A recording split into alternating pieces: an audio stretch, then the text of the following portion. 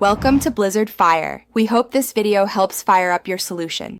In this video, I will explain how to use flower drying silica gel. First, gather your fresh flowers, a sturdy airtight container, and enough silica gel to completely cover your blooms. Ensure your flowers are free of excess moisture before beginning. This simple process helps maintain the natural beauty and vibrant colors of your favorite flowers for years to come, creating lasting keepsakes or beautiful decorations. To prepare, choose flowers that are fully open but not past their prime.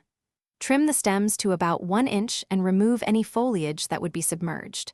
Pour a layer of about 1 inch of silica gel into your container. Carefully arrange your flowers on top, ensuring they do not touch each other. Then, gently pour more gel over them until they are completely buried, about 2 inches deep. The drying time varies, usually taking between 3 and 7 days, depending on the flower's size and moisture content. Smaller, delicate blooms might be ready in just a few days, while larger, denser flowers could take up to 1 week. To check, carefully uncover a small portion of a petal. If it feels dry and crisp, your flower is ready. Avoid over-drying, which can make them brittle. Once dry, carefully remove your flowers from the gel. Use a soft brush to gently remove any clinging particles.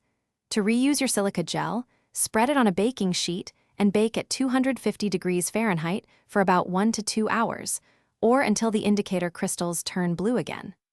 Allow it to cool completely before storing it in an airtight container, ready for your next floral preservation project.